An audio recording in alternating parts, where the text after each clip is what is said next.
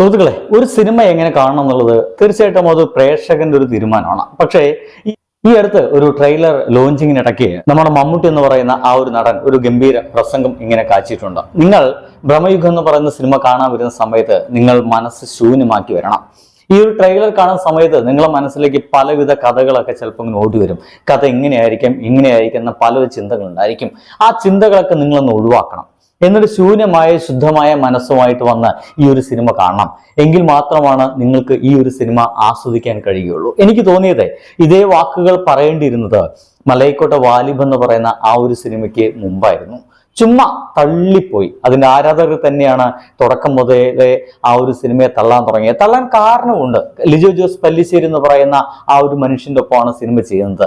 ലിജോ വിജയങ്ങൾ മാത്രം ഏകദേശം ഈ അടുത്ത കാലഘട്ടത്തിൽ നമ്മുടെ മുമ്പിലേക്ക് വെച്ചൊരു സംവിധായകനാണ്. ഒപ്പം തന്നെ ഈ അടുത്ത കാലത്ത് മമ്മൂട്ടിയുമായി ചേർന്ന് ഒരു ഗംഭീര അഭിനയം മാത്രം തള്ളി പുറത്തു കൊണ്ടുവരുന്ന ഒരു പടം കൂടി ആ ഒരു മനുഷ്യൻ ചെയ്തിരുന്നു.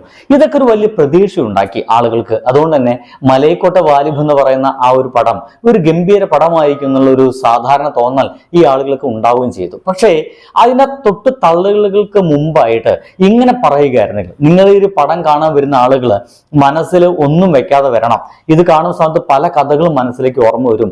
ലാലേട്ടൻ പണ്ട് ചെയ്ത മാസ് കഥാപാത്രങ്ങളൊക്കെ ഓർമ്മ വരും. ഇതൊന്നുമില്ല, ഒരു മാസവുമില്ല എന്നൊക്കെ പറയുകയായിരുന്നെങ്കിൽ ഒന്നുകൂടി ആ ഒരു സിനിമയ്ക്ക് റീച്ച് കിട്ടിയിരുന്നോ എന്നൊരു സംശയം തോന്നിപ്പോയി. കാരണം ഭ്രമയുഗം ഒരു 15-ാം നൂറ്റാണ്ടിൽ നടക്കുന്ന കഥയാണ്. 15-ാം നൂറ്റാണ്ടിലാണ് നമ്മുടെ വിദേശത്തെ ചില ആളുകളൊക്കെ ഇങ്ങോട്ട് വന്നത്.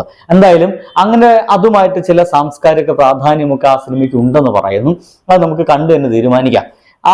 അത് മാത്രമല്ല, ഇതൊരു പുത്തൻ എക്സ്പീരിയൻസ് ആയിരിക്കണം എന്നുള്ള തോന്നല് ഇതിന് സംവിധായകൻ രാഹുൽ സദാശിവൻ ചെയ്തിട്ടുള്ള കാര്യം, ഇത് ബ്ലാക്ക് ആൻഡ് വൈറ്റിലാണ് വന്നിരിക്കുന്നത്.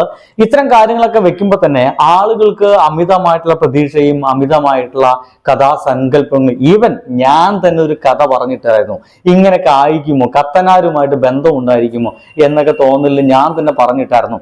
ഇങ്ങനെ പലരും പറഞ്ഞിട്ടുണ്ടായിരിക്കും. അങ്ങനെയൊന്നും ചിന്തിക്കണ്ട എന്നും അങ്ങനത്തെ ചിന്തകളൊന്നും വന്നിട്ട് ഒരു കാര്യമില്ല എന്നും അതിനേക്കാൾ അപ്പുറമുള്ള വേറൊരു സംഭവമാണ് പറയാൻ പോകുന്നതെന്നും നമ്മുടെ മമ്മൂട്ടി തന്നെ പറഞ്ഞ സ്ഥിതിക്ക് ശൂന്യമായ മനസ്സുമായിട്ട് നമുക്ക് ആ സിനിമ ഒന്ന് കാണാൻ പോവാം.